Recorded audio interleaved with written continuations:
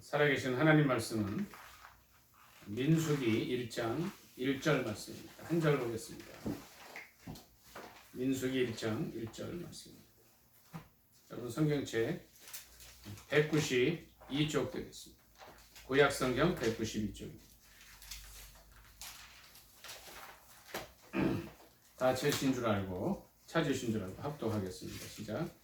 이스라엘 자손이 애굽 땅에서 나온 후 둘째 해 둘째 달 첫째 날에 여호와께서 시내 광야 해막에서 모세에게 말씀하여 이르시되. 한 번 더 읽습니다. 이스라엘 자손이 애굽 땅에서 나온 후 둘째 해 둘째 달 첫째 날에 여호와께서 시내 광야 해막에서 모세에게 말씀하여 이르시되. 오늘 이제 이 말씀을 중심으로 광야에서란 제목으로 함께 은혜 나누기를 원합니다. 오늘 말씀 제목이 뭐라고요? 광야에서입니다. 광야에서라는 제목. 이 말씀 전에 우리가 레위기 27장 마지막 절을 한번 좀 보겠습니다. 34절 보겠습니다.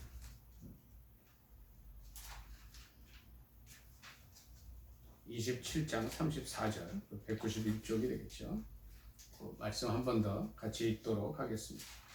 27장 34절입니다. 다 찾으신 줄 알고 합독합니다. 시작.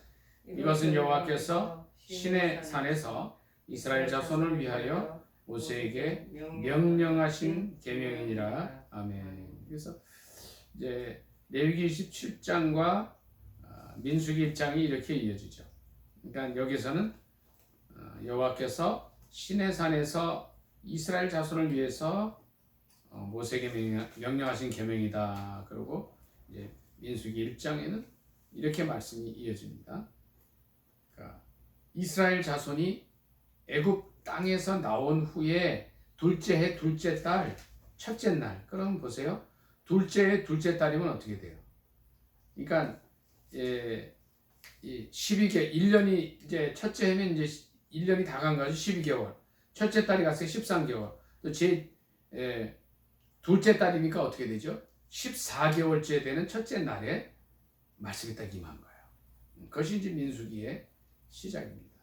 여기 보니까 시내 광야 회막에서라는 말이 나와요. 이 광야라는 말은 시내는 여기서 이제 지명 이름이죠. 시내산 호렙산하는 지명이고 광야라는 말이 나오고 회막에서 모세에게 말씀을 시작하시는 겁니다. 이 광야라는 말은 히브리 원어로 보면 이제 미드발이라고 미드발. 광야 그 자체죠. 광야는 어떤데요? 여기는 뭐 굉장히 거친 곳이죠. 이 광야의 온도가 낮에는 37, 8도, 40도까지 올라가고 밤에는 영하 몇 도까지 가기 때문에 이건 이 일교차가 40도 이상 되는 것이죠. 그러니까 이론적으로는 이런 데서 살기가 굉장히 어려운 데입니다. 그런데 이제 이 지역으로 하나님께서 이스라엘 백성들을 몰고 가신 거예요. 광야입니다. 얘가 광야. 히브리어로 미드발이라고 했어요. 그럼 광야에서 어떤 일이 있었냐는 거예요. 광야에서 어떤 일이 일어나느냐는 겁니다. 첫째, 이 광야는 기도하는 곳입니다. 기도하는 곳. 신약성경 말씀 한번 좀 찾아보도록 하겠습니다. 마태복음에서 잠깐 찾아보겠습니다. 마태복음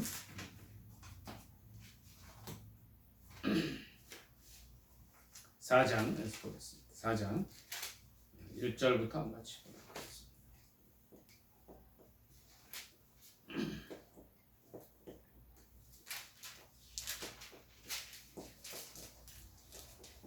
(1절) (2절) 같이 읽도록 하겠습니다.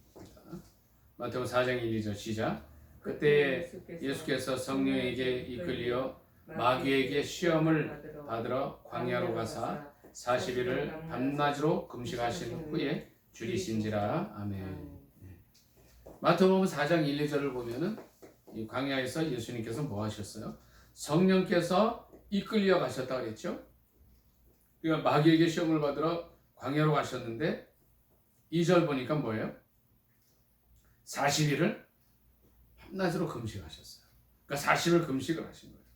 광야는 어떠한 데입니까? 네, 죄송합니다. 광야는 기도하는 곳이란 말이에요. 기도하는 곳이다. 이스라엘 백성들이 이제 430년 동안의 이 노예 생활을 이제 마치고 나올 때에 하나님께서 이제 민수기 시작하는 이 말씀 뭐예요? 제 14개월째 되는 첫째 날에 광야 회막에서 말씀하셨다는 건 굉장히 큰 의미가 있습니다. 광야는 우리가 조금 전에 마태복음 말씀을 읽은 그대로 기도하는 곳이란 말이에요. 예수님께서 광야에서 성령에게 이끌려서 마귀에게 시험을 받으러 가셨는데 40일을 기도하신 거예요. 금식하신 거예요. 광야는 어떠한 것입니까? 첫째, 기도하는 것입니다. 이스라엘 백성들이 이제 장정만 60만 명이면 이 가족들까지 다 합치면 남녀노소를 다 합치면 그때 계산으로 한 250만에서 300만 명이 된다. 300만 명이 이제 광야를 나오는 거예요. 일교차가 이렇게 심하고 낮에는 해가 내리쬐이고 또 밤에는 추운 그곳, 정말 이 벌뱀이 나오고 또 전갈이 나오는 그런 아주 척박한 지역이에요. 풀도 잘 자라지 않는 그런 지역을 가게 될 때 그들이 할 수 있는 것이 무엇이었겠습니까? 그들은 낮에 떼약볕 밑에서 하늘을 바라보고 밤에 하나님께서 주시는 불 기둥 가운데서 이제 그 불을 바라보면서 어두운 가운데 그들이 할 수 있었던 것은 하나님을 바라보는 것 외에는 할 수 있는 것이 없었을 거예요. 그들은 이 300만 명의 사람이 기도하면서 나옵니다. 출애굽기 이제 3장을 보면 출애굽기 3장 잠깐 찾아보도록 하겠습니다.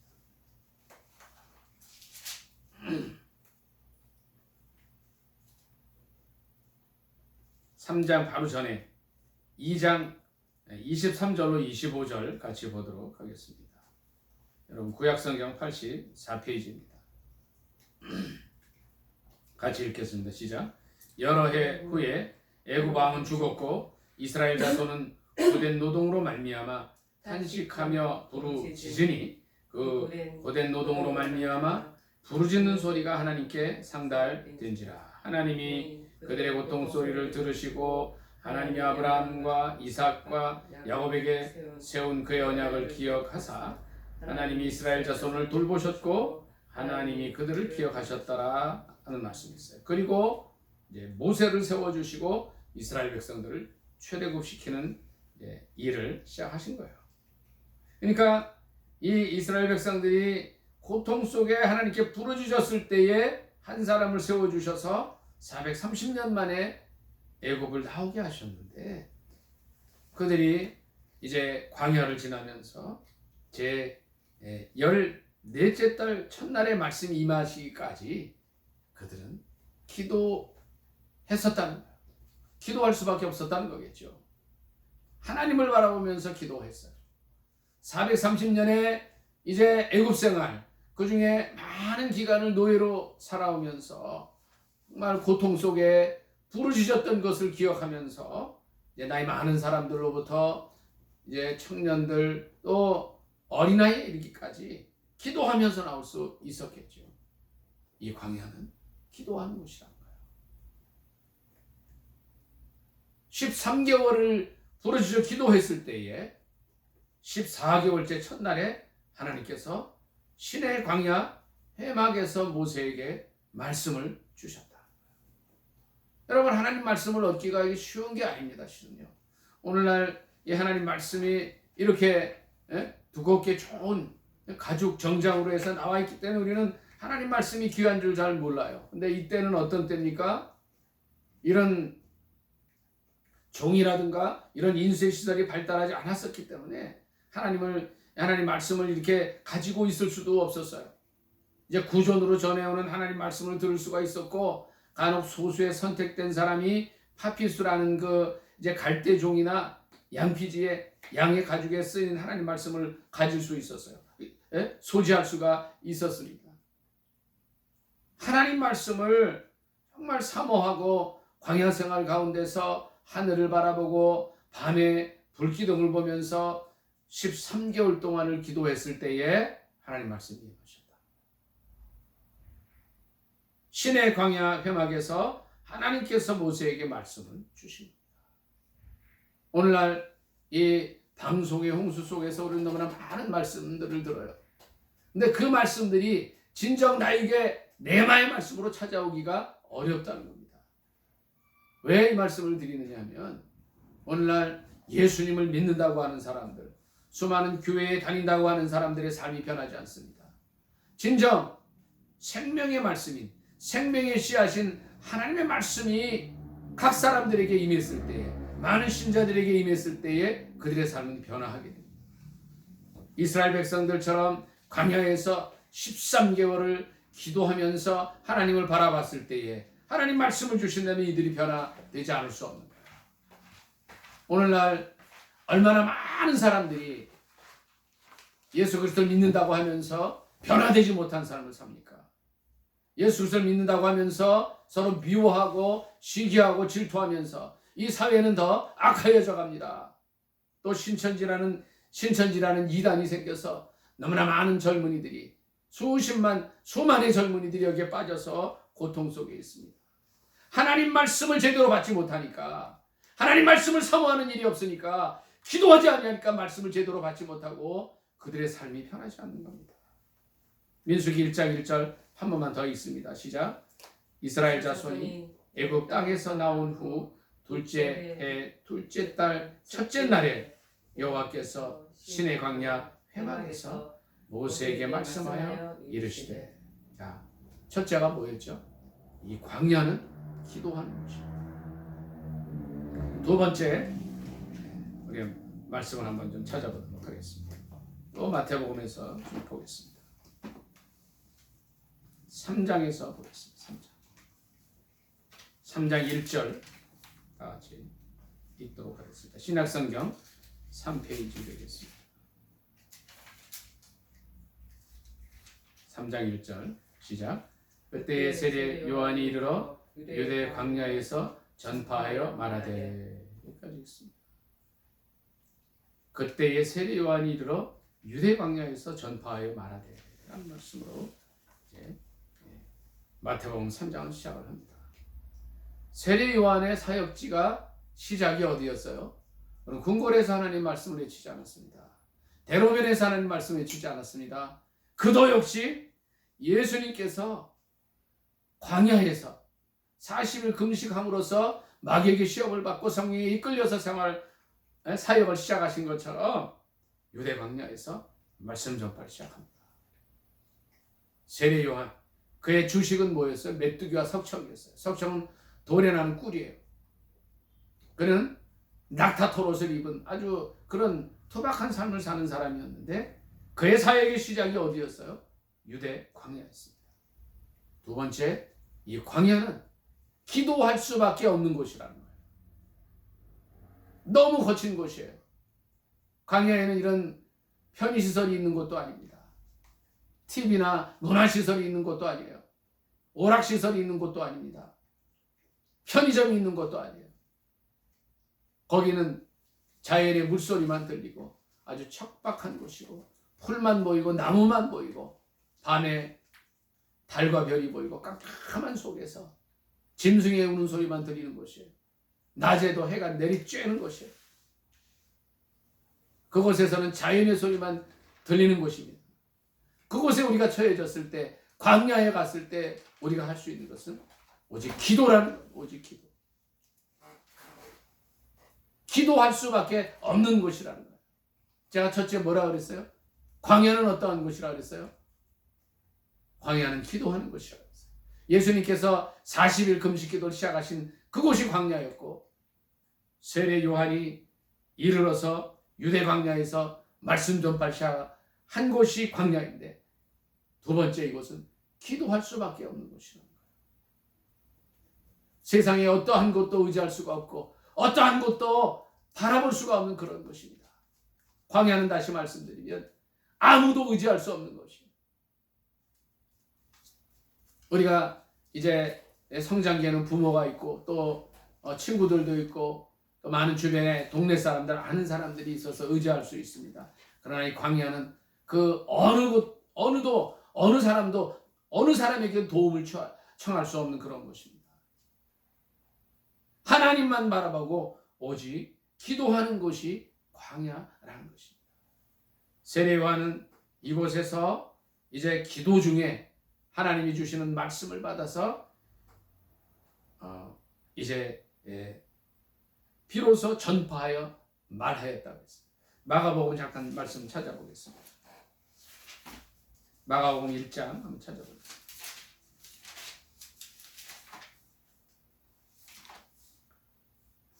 마가복음 1장 2절, 3절, 4절 같이 있습니다. 시작. 선지자 이사야의 글에 보라 내가 내 사자를 내 앞에 보내노니 그가 내 길을 준비하리라. 광야에 외치는 자의 소리가 있어 이르되 너희는 주의 길을 준비하라. 그의 오실 길을 곧게 하라. 기록된 것과 같이 세례 요한이 광야에 이르러 주의 사함을 받게 하는 회개의 세례를 전파하니. 아멘. 세례 요한이 침례 요한이라 그래도 되겠죠. 세례 요한이 광야에 이르러서 주의 사함을 받게 하는 회개의 세례를 전파했다.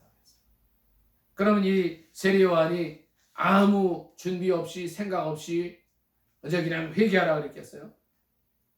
그는 이 광야에서 어떤 사람의 충고도 듣지 않고 어떤 사람에게 물어보지도 않고 오직 하나님께 기도하면서 하나님께 받은 말씀을 담대히 전할 수 있었다. 광야는 뭐예요? 오직 기도할 수밖에 없는 것이에요. 아무에게도 전화해서 도움을 요청할 수도 없는 것이에요. 카톡을 보내서 내가 이렇다고 말할 수도 없는 것이에요. 하나님만을 바라보고 하나님만을 의지하고 기도할 수밖에 없는 것이 바로 광야라는 것입니다. 첫 번째 광야는 어떤 것이에요? 광야는 예수님께서 금식 기도하신 것처럼 기도하는 것이에요. 또 두 번째는 세례 요한이 했던 것처럼 기도할 수밖에 없는 것이 광야입니다. 세 번째 광야가 어떠한 곳이냐 같이 찾아보기로 합니다. 사도행전 말씀 같이 잠깐 찾아보겠습니다.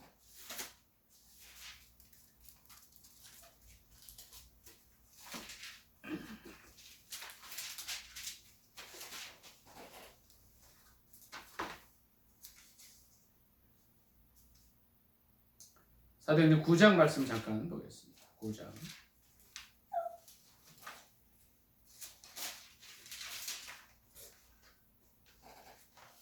3절부터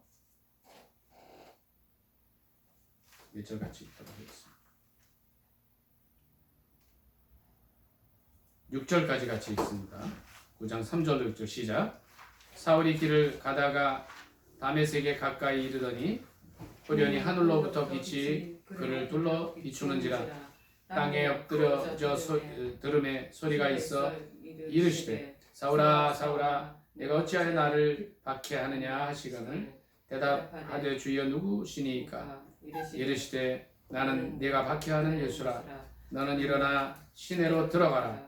내가 행할 것을 내게 이를 자가 이같이 있느니라 하시니. 계속 있습니다. 같이 가던 사람들은 소리만 듣고 아무도 보지 못하여 말을 못하고서 있더라. 사울이 땅에서 일어나 눈은 떴으나 아무것도 보지 못하고 사람의 손에 이끌려 다메섹으로 들어가서 사흘 동안 보지 못하고 먹지도 마시지도 아니하니라. 아멘. 자, 이 말씀은 이제 사울이 이제 회개하기 전에 그런 나오는 과정입니다. 사울이 이제 길을 가다가 다메섹에 가까이 가게 됐어요. 호련히 하늘로부터 빛이 그들을 둘러 비춥니다. 그리고 4절에 이제 이 사울이라는 청년이 음성을 듣습니다. 4절 같이 한번 다시 사도행전 9장 4절 다시 같이 읽습니다. 시작. 땅에 엎드러져 들음에 소리가 있어 이르시되 사울아 사울아 내가 어찌하여 나를 박해하느냐? 그는 여기서 예수님을 만나게 됩니다. 이 지점이 어디냐면요, 다메섹으로, 오늘날로 말하면 다마스커스라는 지역에 이제 가기 바로 전에 광야 지역입니다. 그는 이 광야에서 어떻게 돼요? 예수 그리스도의 음성을 듣습니다. 사울은 어떤 사람이에요? 나중에 이분의 이름이 바울로 바뀌게 되죠. 그는 사울이었을 때는 교회를 핍박하는 자였습니다. 이게 말씀 한번 잠깐 같이 찾아보도록 하겠습니다. 사도행전 8장 좀 보겠습니다.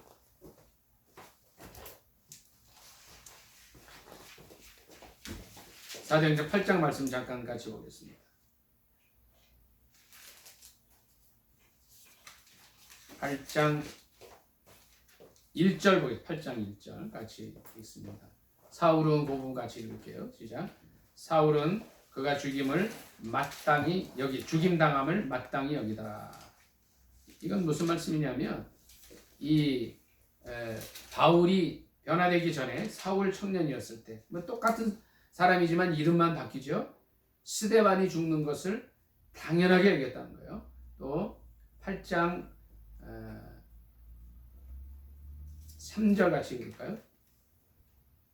2절 3절 같이 읽습니다. 시작. 경건한 사람들이 스데반을 장사하고 위하여 크게 울더라. 3절. 사울이 교회를 잔멸할새 각 집에 들어가 남녀를 끌어다가 옥에 넘깁니다. 그는 굉장히 아주 잔인한 사람이었어요. 그러니까 스데반이 순교할 때 그 옆에서 그 죽는 걸 당연히 여겼을 뿐 아니고, 또 그 이후에 예루살렘 교회를 핍박해서 아주 잔멸하는 그 일들을 했어요. 그래서 각 집에 들어가서, 그러니까 그 당시에 그 예수님을 그리스도로 고백한 그런 사람들을 잡아다가 옥에 넘기는 일들을 했어요. 9장 보겠습니다. 9장 1절 같이 한번 읽습니다. 시작. 사울이 주의 제자들에 대하여 여전히 위협과 살기가 등등하여 대제사장에게 가서 다메섹 여러 회당에 가져갈 국문을 청하니, 이는 만일 그 도를 따르는 사람을 만나면 남녀를 막론하고 결박하여 예루살렘으로 잡아오려 함이라 했습니다. 그러다가 이 사울이 다메섹, 오늘날로 조금 전에 말씀드린 대로 다마스커스라는 지역에 가기 전에 하늘로부터 예수 그리스도를 만나게 됩니다. 그래서 주님의 음성을 듣습니다. 내가 어째 나를 핍박하느냐? 다메섹 바로 이르기 전 광야 길입니다. 자, 세 번째는 뭐예요? 광야는 우리가 기도 외에 다른 것을 할 수 없는 지역이에요. 잘 들으십시오. 왜 내게 내 인생에 광야와 같은 어려움이 있냐는 거예요. 물론 광야는 오늘날 제가 설명드린 이 광야는 없어요. 제가 여기서 말씀드리는 광야는 유대 땅의 사막과 비슷한 지역, 풀도 제대로 자라지 않고 나무도 있지 않고 뭐 사막과 같은 그런 비슷한 지역을 얘기해요. 근데 오늘날 영적으로 광야라는 것은 인생의 앞길에 어려움이 많이 있는 그 이제 사막과 같은 그런 지역을 의미한다는 거죠. 바로 그 지역에 있을 때 우리가 할 수 있는 것은 뭐예요? 기도 외에 다른 건 할 수 없어요. 첫째, 광야는 기도하는 것이에요. 두 번째는 오직 기도만 할 수 있는 것이에요. 세 번째, 기도 외에 다른 것을 할 수 없는 것이 바로 광야입니다. 바울이기 전에 사울이었을 때 그는 이 과정 속에서 주님을 만나게 됩니다. 그런데 중요한 거는 그는 하나님께 이제 예수님과 대화를 하죠. 사도행전 9장 4절, 5절, 6절에 대화를 해요. 뭐라 그래요? 예수님께서 사울아 사울아 네가 왜 나를 핍박하느냐 그랬을 때에 이 사도 바울이 되기 전에 사울이 뭐라고 해요? 주여 누구십니까? 그랬더니 예수님께서 그 말씀하세요. 나는 내가 박해하는 예수다. 6절에 이제 이런 말씀을 하시는데, 이 7절에 보니까 같이 있던 사람들은 아무 소리를 못 들었다는 거예요. 그가 신비한 체험을 하게 됩니다. 다른 사람은 못 들었지만 빛 가운데 계신 예수 그리스도를 만나고 그가 변화가 되는 역사가 일어나는데, 그곳이 광야길이었다는 거예요. 그가 목표로 했던 다마스커스, 다메섹 가는 바로 전 지점에 일어난 사건, 광야에서 일어난 사건입니다. 오직 기도 외에는 할 수 없는 곳이 바로 광야라. 사울의 인생이 완전히 변화됩니다. 지금까지는 예수 그리스도를 핍박하는 삶을 살아가요. 그러나 그가 그 정오 햇빛이 비치는 가운데 빛 가운데 서신 예수님을 만났을 때 그의 인생이 변화가 됩니다. 광야는 오직 기도 외에 아무것도 할 수 없지. 여러분 이런 걸 경험해 보셨어요? 광야를 경험해 보셨어요? 아무도 나를 도와주지 않는 것 같고 설사 손을 벌리더라도 그들이 나의 도움이 될 수가 없고 귀를 막고 있는 그런 상황 속에서 우리는 하나님만을 바라볼 수밖에 없다. 여러분이 혹시 저와 여러분이 이런 광야 속에 있습니까? 하나님만을 바라보시기 바랍니다. 아무 인생의 의미 없이 이제 단지 살기 등등해서 그 당시에 거짓된 종교였던 유대 지도자들의 대제사장들의 이제 공문을 받아서 예수 그리스도를 구주로 고백하고 정말 올바른 신앙생활을 하는 사람들을 핍박하고 괴롭히려 했던 이 사울이라는 청년이 변화될 수 있던 것이 바로 광야였는데 오직 기도밖에 할 수 없는 것이었어요. 그가 순식간이었지만 그는 놀라운 체험 가운데 예수님을 만나고 그의 인생이 변화가 됩니다. 만일 저와 여러분이 지금 광야 속에 있다면 내가 예수님을 만나고 이 사울 청년처럼 바울로 변화되기 직전의 나라는 생각을 하실 수 있기를 예수님의 이름으로 축복합니다. 다시 말씀을 정리합니다. 첫째 뭐예요? 예수님께서 40일 금식하셨던 것처럼 광야는 기도하는 것이고, 두 번째 광야는 세례 요한이 했던 것처럼 오직 기도만 하는 것이고 기도 중에 말씀을 받는 것이요. 세 번째 사도 바울처럼 기도 외에 아무것도 할 수 없는 것이 광야입니다. 저 여러분의 삶이 지금 어느 곳에 와 있습니까? 오직 기도로, 기도 외에 다른 것이 다른 아무것도 할 수 없는 그때에 상황을 바라보지 마시고 영적인 광야 그곳에서 기도하는 가운데 주님을 만나는 놀라운 회심의 역사가 있기를 예수님의 이름으로 축복합니다. 아멘. 네 번째, 광야는요, 이제 드디어 하나님을 만나는 것이에요. 기도 가운데 말씀도 받고 기도 가운데 말씀도 선포하고 기도 가운데 인생이 변화하는 것이지만 드디어는 하나님을 만나는 장소가 광야입니다. 출애굽기 3장 말씀 한번 더 찾아보겠습니다. 출애굽기 3장입니다. 1절부터 잠깐 읽도록 하겠습니다. 1절로 4절까지만 읽습니다. 구약성경 제84페이지입니다. 같이 읽습니다. 시작. 모세가 그의 장인 미디안 제사장 이도로의 양떼를 치더니 그떼를 광야 서쪽으로 인도하여 하나님의 산 호렙에 이르매 여호와의 사자가 떨기나무 가운데로부터 나오는 불꽃 안에서 그에게 나타나십니다. 그가 보니 떨기 나무에 불이 붙었으나 그 떨기 나무가 사라지지 아니하는지라. 이에 모세가 이르되 내가 돌이켜 가서 큰 번경을 보리라. 떨기 나무가 어찌하여 타지 아니하는고 하니 그때에 여호와께서 그가 보려고 돌이켜 오는 것을 보신지라. 하나님이 떨기 나무 가운데서 그를 불러 이르시되 모세야 모세야 하시매 그가 이르되 내가 여기 있나이다. 하나님이 이르시되 이리로 가까이 오지 말라. 내가 선 곳은 거룩한 땅이니 내 발에서 신을 벗으라. 아멘. 이 광경이 실은요, 이스라엘의 지도자 모세가 하나님을 만나는 이 극적인 장면입니다. 저 여러분이 잘 알지만 모세는 어떤 사람이었어요? 지난 40년을 애고방의 양자로 들어가서 그 당시에 최고의 문화 문물을 다 접했던 사람이에요.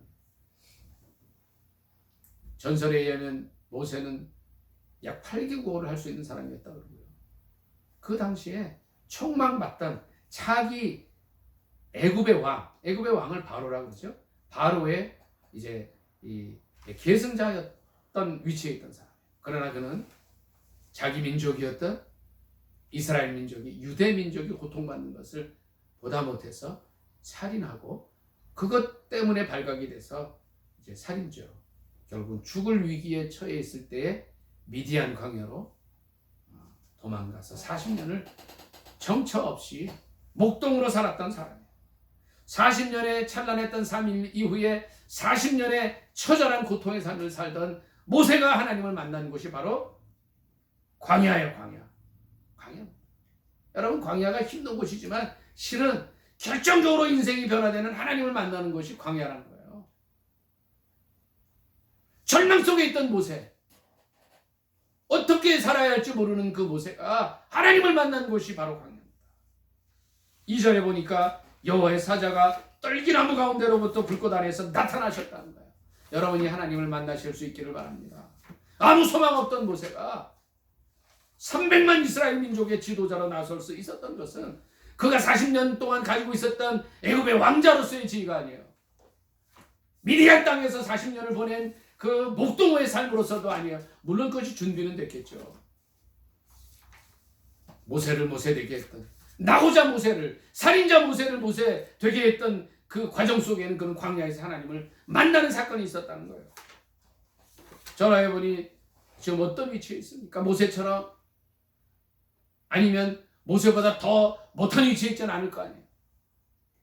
광야에서 아무 소망 없이 장인 어른의, 여기 그 되죠. 그의 장인 미디안 제사장 이드로의 양떼를 쳤다 그랬어요. 이런 비참한 삶을 살진 않았을 거 아니에요. 이거보다 더 어렵진 않을 거 아니에요. 그가 하나님을 만나는 사건이 광야에서 일어납니다. 네 번째, 광야는 천지를 지으신 하나님을 만나는 것이에요.